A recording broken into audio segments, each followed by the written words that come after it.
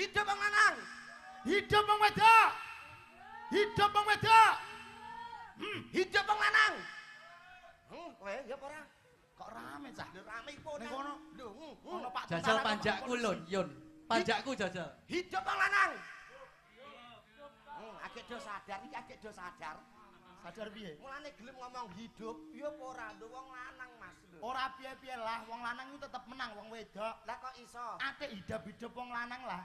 Sing iso hidupno wong lanang iku ya wong wedok. Ora ana wong wedok, wong lanang ora iso hidup. Lah sing iso ngidupno wong lanang Ya wong wedok. ora percaya. Kok ora percaya jajali sindan iki kan nyedak iki lho dalange. Kok ndara awake hidup. Ora percaya. Lah kok ora percaya? Wong lanang anggere jam 3:30 pajar hidup dhewe. Nggih napa nggih? Ya apa ora? Lho nek iku wong lanang sing enom, lho nek wis tuwa-tuwa iku. Dara dicagaki tunggakan. Tegese hidup dhewe iki 3:30 tangi turu ya to? Iya. Iki netepi kewajiban salat subuh. Dadi ngono. Masamu hidup apa? Tak kira hidup piye ta piye. Yo ora no Mas. Aku terus kaget makbul ngono lho ya. Aja kaget kok mundak. Dadi wong lanang karo wong wedok iki padha wae. padha wae.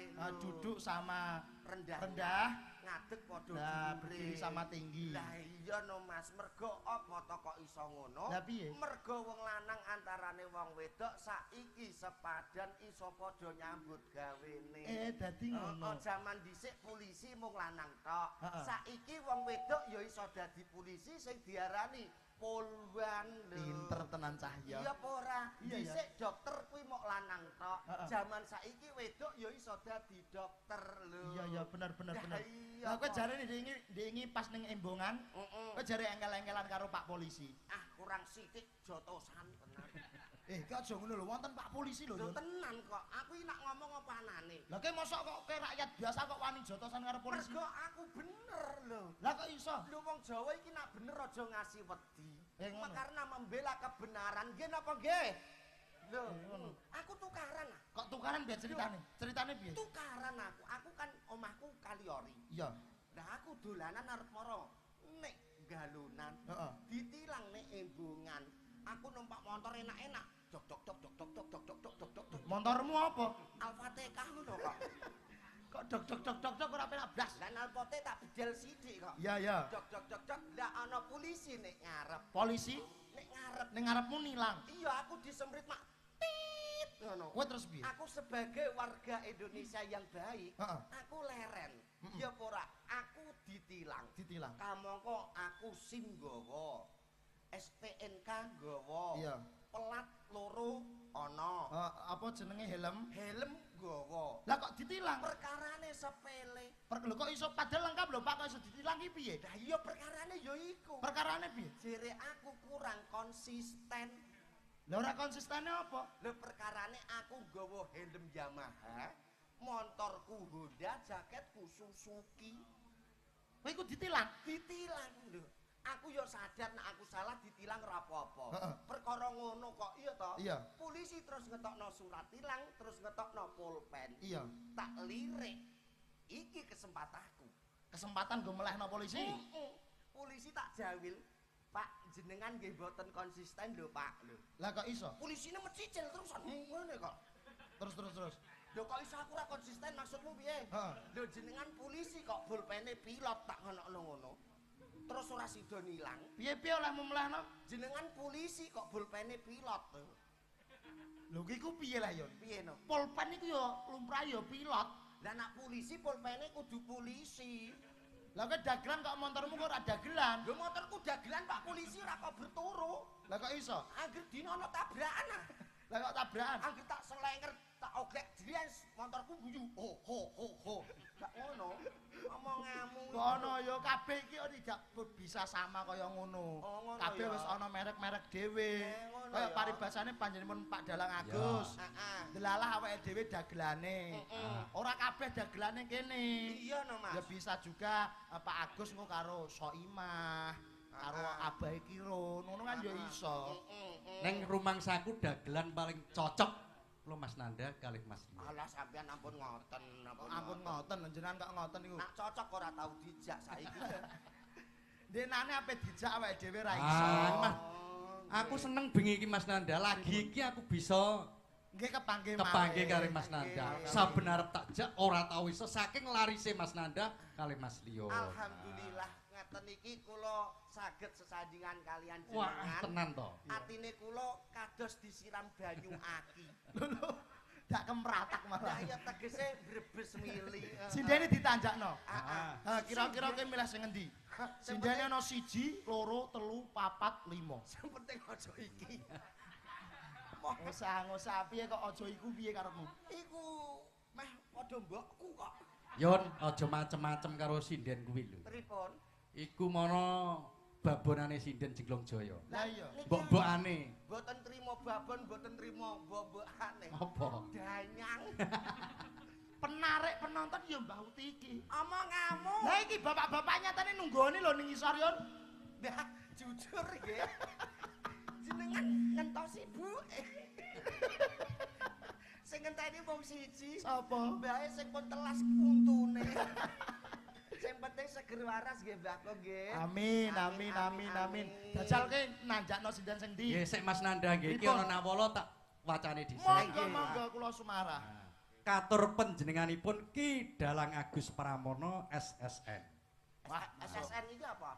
SSN apa, Mas? Sarjana seni. Ah, Ngono. Nah SSN iki sarjana seni, SH. nah SH sarjana hukum, Oh. nah SE sarjana ekonomi iki apa? Aku lah iya kok. Lah S apa? SCM.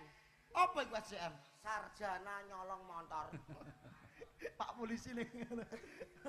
ora SSD, SSD sarjana dagelan. Mboten iki kok. Nggih.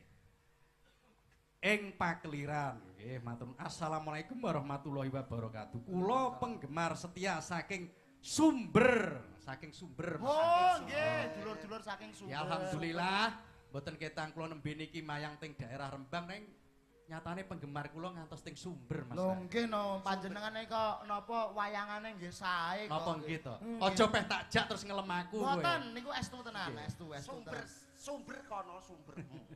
Ya Sumber ya kono.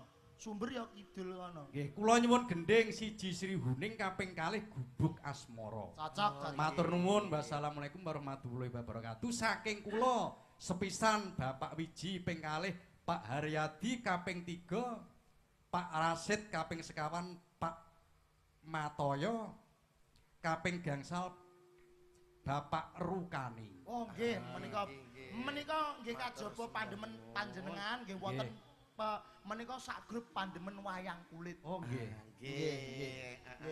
Biasane ya nututi terus. Alhamdulillah muga-muga paring seger waras barokah. Amin. Amin ya rabbal alamin. Menika sing ditanjake sinten riyen menika? Kula Monggo. panjenengan. Saiki tak pasrahke karo dagelane. Oke. Oh sindene terserah wis tak siapi sinden 5. Ayo Yon. Sing ndi kira-kira? Nek wis ngene iki plat kuning Mas Lion. Tegese pripun, Pak? Bebas Oh, bebas untuk umum nggih. untuk umum. Oke. Nak. Ah, iki lho. Sing ndi? Hmm. Jalukanmu kok sing iku lah Yon. Lah kepiye arep loro iki aku ora mendem. Mendem apa? Oh kamu. Lah jadi iya, Kak. Lah ana sing enom ngapa kok milih sing tuwa? Mripatmu kok lara? Ngono. iya. Ya aku manut kowe. Lah Ngono. iya ana sing mending ngene kok milih. Ya. Non sewu tintingane pelak-pelak Mbah, pelak. Pelak nemo luroji. 6 3 iki mau 6. Ditanjake pesindene. Kok ditakoni ya. Ah. Jadi mumpung Mas Soni wis madhep ning Jaipong. Jenglong Jaya. Yo, sepoti sik Mas. Hee Ame. topil wong legan golek Yo. omongan. Niku blonjo napa Mbak Yu badhe pindah. Mas gelang opoan. Randa anyaran ditinggal Awan-awan lunga blonjo ing pasar baeng.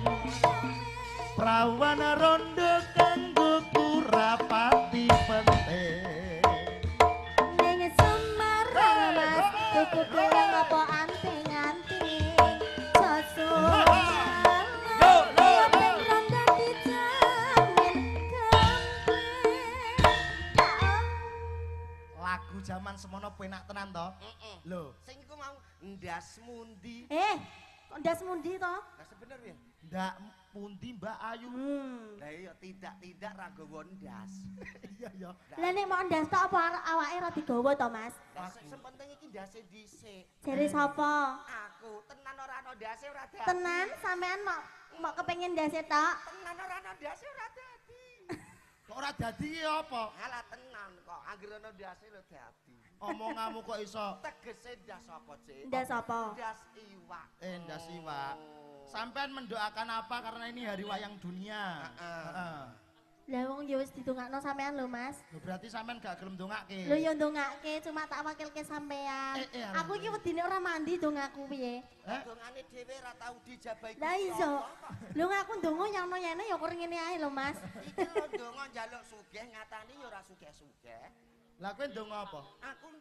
Aku ndongaku apik kok. Apa? Njaluk sugih lho, 2 dina sugih tenan. Lho. Tenan, Mas. Sugih apa? Lho, sugih panu lho kok. Loh, Omonganmu kok iso. Menika wonten pamundutan Sriuning nggih Pak Agus? Nggih. Ha, iki ayo padha difragmenke. Oh, ya cocok, Mas. Heeh. Meniki mau nggih enten sing ngersakake kedah fragmen.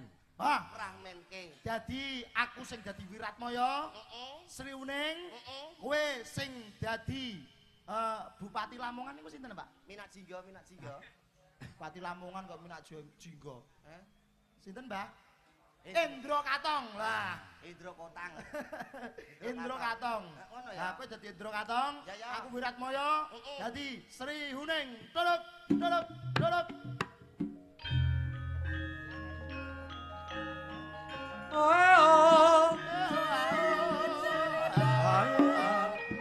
Siarko sik Mas, siarke Mas. Atur pambagya ing dalu puniki ketoprak Jenglong Jaya. Jenglong Jaya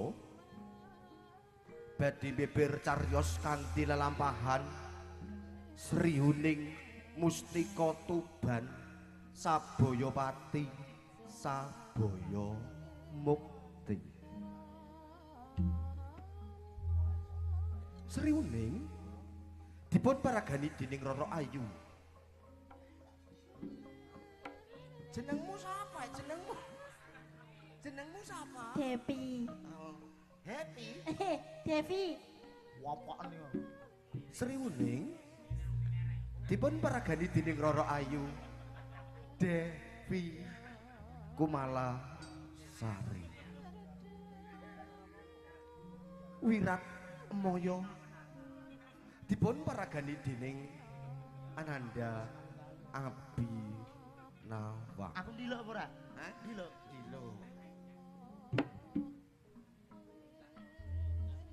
Hendro Katong dipun paragani dening Den Bagus Muhammad Liyun Hanacaraka Mangku Randa 5 dikepruk bata bangka. Kula dipun paragani dening Bapak Dalang Agus. Melu. Kok iso ula iku lho. Lah ulane mboten enten sing nggih kok. Mosok dalang kok dadi ula? Ngiras-ngirus. Iya. Pripun to ganjaring Mbok mbane sapa? Mbok Mban Sapa? Ayo. dipun paragani Desti. dening dipun iya. Dipun paragani dening Ibu Yanto. Kok Ibu Yanto to, Mas? Ati kok Yanto iki lho. Yati iki nak cilik. Lah nek gedhe? Yanto. Ngono ya? Lah sing bagian ngodol-odol apa mbok mban sapa? Sing ngodol-ngodol Mbok Mban sing anane kiwa panggung. Pripun to ganjaring ketoprak Jenglong Jaya sekali Jaya selami yo. Dengar. Dar.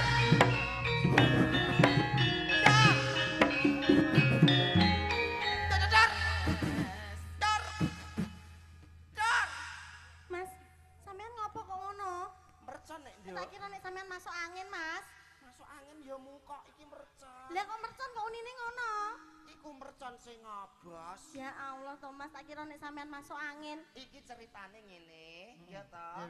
Iki Sri Huning lam-lamen ngenteni tekaning Wiratmaya. Merga Sri Huning krungu kabar nek Wiratmaya dijodohno karo Kumala Retna. Nah, banjur berarti sedih ya iki. Yo guyu. Yo sedih lho, banjur Wiratmaya mara, ya toh. Iya. Terus menehi penjelasan. Ngono ya. Turut.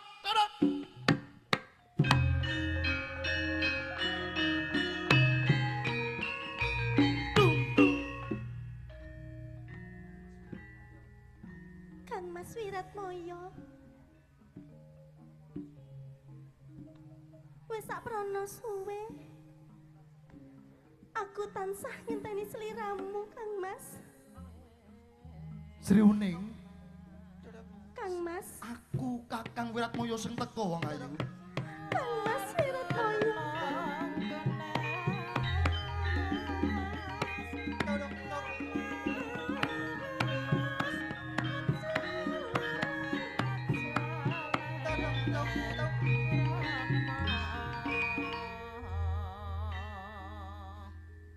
Sri Uning, Pripun Kang Mas? ana ing Taman Kaputren kene pun Kakang arep bloko marang sirah. Tok.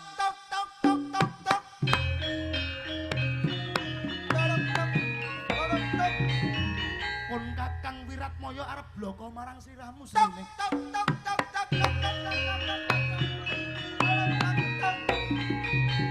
Aja kagetan, aja geter ya Sri Uning. Pun Kakang ajeng arep ngomong Tok.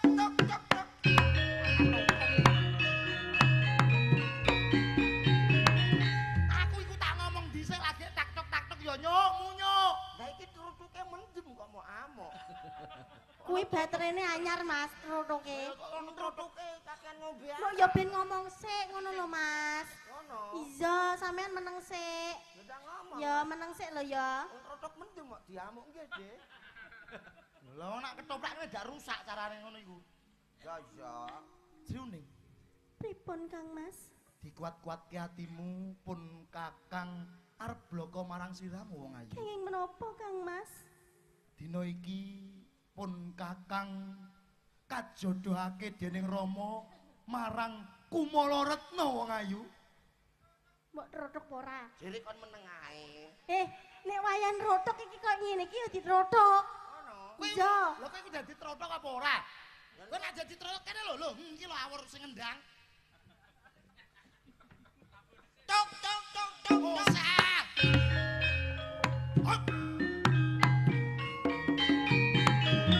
Aku tak ngomong dhisik tekan sing ngendang iki ya padha ae. Lah iki padha mendeme kok.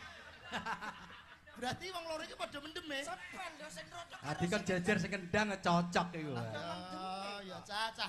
Ngose aku nang aku wis kajodohaken karo Kumala Retna lagi tok ngono aja telat. Ya. Mudeng apa ora kowe? Blokokno ya wong ayu. Nggih. Pun Kakang bloko, pun Kakang Wiratmaya. Pun Kakang Wiratmaya kajodohake marang Kumala Retna wong ayu. Apa Mbak kok celuk-celuk kula Mbak? Wonten apa? Rotok sambar gelap. Iki wayan rotok. Sampean iki merhatekno iki. Toprake. Malah mencicil iki lho. Cangkemku iki ngerti. Mah cangkemmu kaya kloset kok. Dumpak malah. Aku nek wis ngomong aku kajodohake marang Kumala Retna kena tok. Ya tenanan. Mudeng ora kowe? Ngono. Yo, mergawe. Pun Kakang Wiratmaya kajodohake marang Kumala Retna wong ayu. Tok.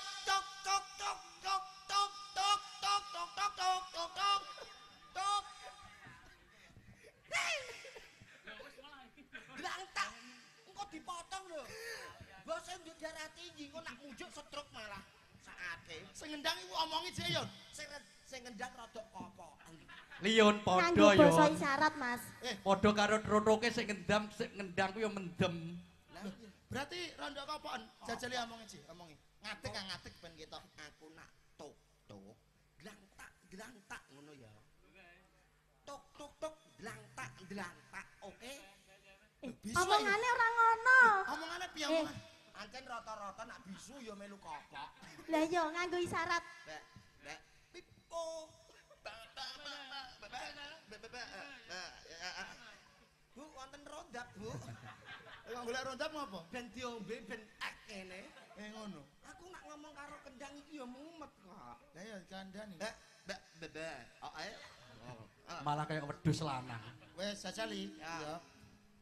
Pun Kakang Wiratmaya kajodake marang Kumala Retna wong ayu. Tok.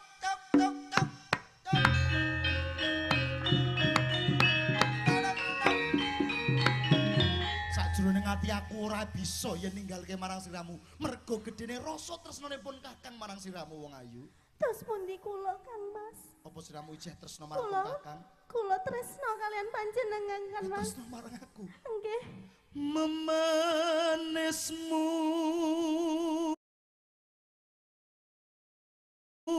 hangu jiwa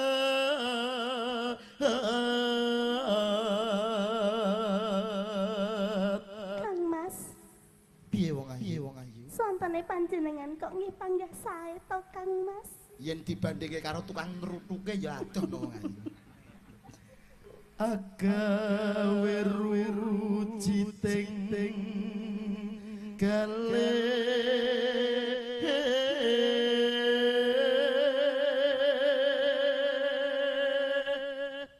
Liun kepengen Liun. Mboten nak gandruk kok kaya temu bakul pasir.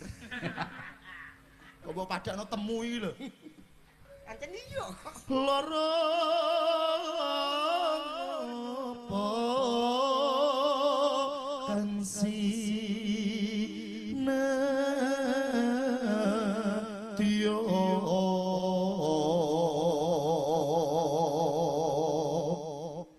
Rasane atiku jan mak trecep-trecep lho Kang Mas. Sajrone aku cedhak marang siramu ya padha wae aku ngrasake adem lan ayem wong ayu. Upama munduta rokmi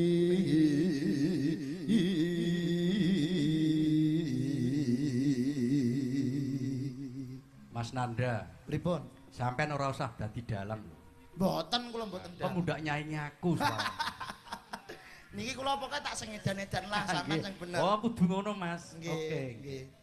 Tertentu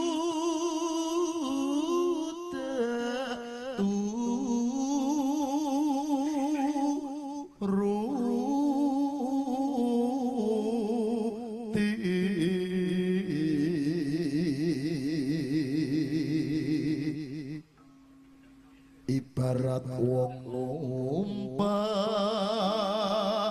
perahu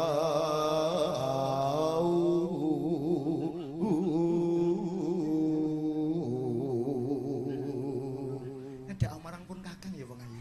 Nggih Kakang Mas. Apa wae panjalukmu bakal tak turuti waton ora njalukmu dening lintang lan rembulan. Estu Kang Mas. Iya wong ayu. Kula badhe nyuwun Kang Mas. Njaluk apa? Kula nyuwun ali-ali ingkang wonten motone Kang Mas. Kowe njaluk ali-ali sing ana motone. Nggih Kang Mas. Njaluk moto akeh, moto inten, Sanes Kang Mas. moto emas. Sanes Kang Mas. Lah moto apa? Motone liyon Kang Mas. Ana apa ya? Ngomongan sithik kok nyelekit. Piye? Mosok kok arep njaluk mataku. Lah yo oleh apa ora? Wong yo jenenge wong njaluk kuwi kan yo Njaluk iki. Apa? Iki kan bojoku apa calon bojoku ngono lho. Ora wong wedok ono tak sikat kowe. Ngono kok nesunan iki lho. Lah mataku aku udah pece. Rene kita kandhani. Kene. Aku mau kan lungguh kan mangku iki. Mangku Sriuning. Ana sing iri. Lah sing iri sapa? Sing pojokan iku ngidang idu pengen apa mbok pangku. ya Allah sing endi to Mas? Ya Pepen. Yanti Yati. Kowe cara mangku iki lemah ireng, keterak udan akeh ora ngarah petelan. Lah terus Iki lemah gesek kok. Kodengan sithik blekukan kok. ya jajali rono, jajali. jajal to Mas Liyon. Mampah. Ayo jajal yo kowe Wani genti yo. apa ora? Sampean wani apa ora? Sapa ora? Jenengan kula pangku purun yo. Iya iya kok iya to Mas? Omongmu. Lah sapa? Ya apa diajeng. Mergo Simbah iki wis dibuyut lho. Ngono. Usia itu hanya angka loh Mas Liun. Nak wedaan ya Allah. Iki arep apa iki? Iki arep apa? Iki trimo pasar tok kok jan. Iya piye? Bacutno. Lumampah tanpa welah ning matiane jolo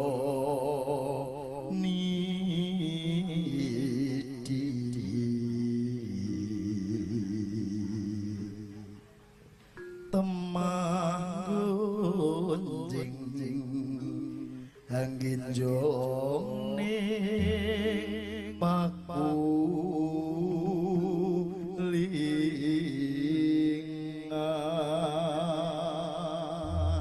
Biak. Wong Lamongan metu jaba. Lamongan iku apa prajamu dhewe? Wah ya wong Lamongan takon metu kabeh takon ngewangi aku kok. Ya bener. Iki Tuban Bojonegoro. Ya ya saurunge mara Bojonegoro nyeruk wong Lamongan dhisik. Asline kliru ya Mbah iki, asline kliru ya entuk kata. Aku nyeluk kawula kowe. Wong Bojonegoro metu njaba. Bojonegoro bakal tak gawe Karang Abang metu njaba kowe.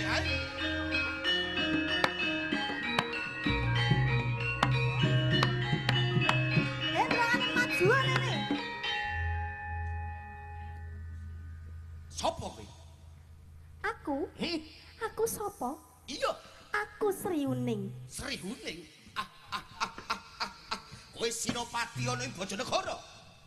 Iya. Apa Bojonegoro kentekan wong lanang Senopati wedok kok kon dikon maju perang, Apa kowe wedi karo aku? Nah karo ngene ya ora wedi lho. Kowe wedi karo aku? Malah jalukane. Ora. Lho kok demek-demek kowe? Demek kok kene. Yen kowe tinimbang dadi Senopati ana ing Bojonegoro, luwih becik kowe dadi bojo selirku. Mas, iki nem engko Mas. Cangkemem ning mburi iki lho Mas, kaya cangkem. Lah ya kok ngematno tekan jitok banget. Lah aku jan ora fokus perkara roh iki ne. Iki tutupi. Iya, lah. Ya dinggo sing bagus no. Ben ketutupan. Sruning. Luwih becik kowe dadi bojoku wong ayu. Ora bisa. Kowe ora gelem? Kowe ora gelem bakal mati nek tanganku kowe wong ayu, ha? Maju kowe. Tentoke Maju.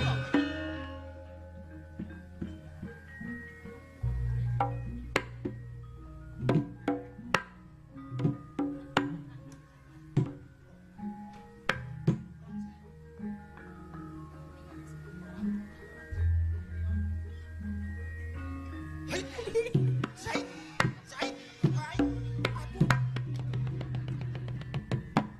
Kurang banter, Dev. Kok wani-wanine kowe, ha? Kowe maju bakal tak pateni. Maju kowe, ha? Hai. Siap.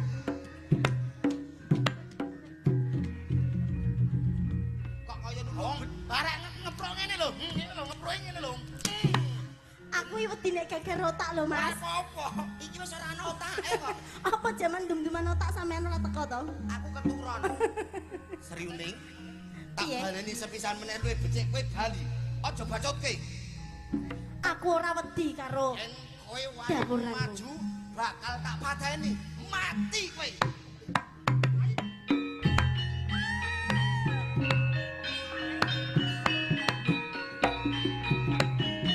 Sri Uning mati. Hendro ngaten bangsa kowe.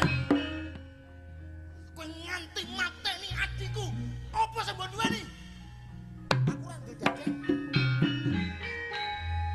Kowe wani ngrong-rong kawibawan ning Bojonegoro nganti ke mateni wong wedok. Kowe wong lanang apa? Wong lanang tenan ngene kok. Yen kowe wong lanang tenan ketokno pelananganmu. Gak ngono. Ketokno perwiramu. Sopo kowe? Aku Wiratmoyo. Oh, Wiratmoyo. Iya. Aku Aku loro ati pingget rasane mergo aku nglamar Kumala Retna ora ditampa mergo kowe jalarane. Ora kaya apa wae, kowe kudu mati papan kene kowe. Piye? Mati kowe. Ayo. Iki wis sampe tung kok terus ayo iku piye? Nang aku ora ngomong kono tung. Temtoke papan kene. Mati dene aku kowe.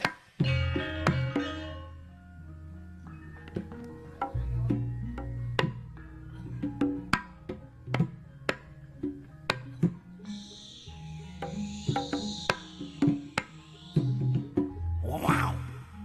Jurus macan kumbang. Jurus apa? Macan kumbang. Loh, jurus apa kok toklak-toklak? Dadu. Maju.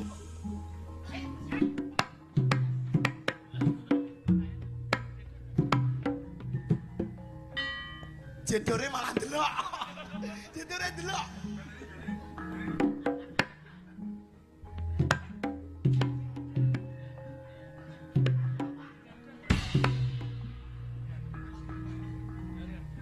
Ayo jedore.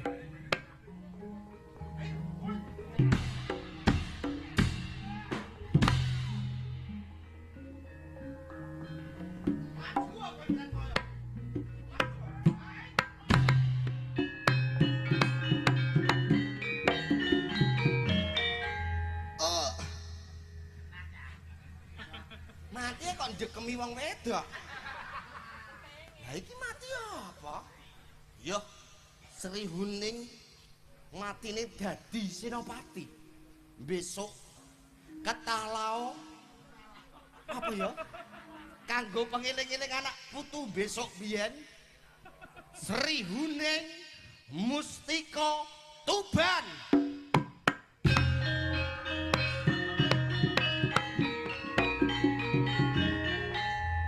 Wiratmaya, matimu ning sisih kedung.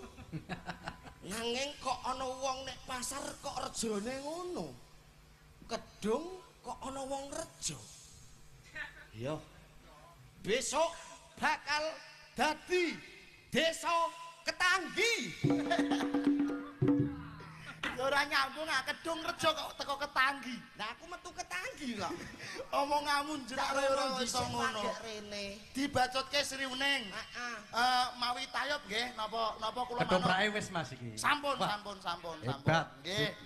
Ya ngene iki nek dalang Agus, nanggap wayang bonuse ketoprak. Oh, nggih masuk ning dalang Agus. Oh, apa dalangane ya apik lho, Yon. Kurang apik, Sri Uning urung tak ambung mau. Nyemanggaken kanca-kanca jenglong. Jaya. Sumangga.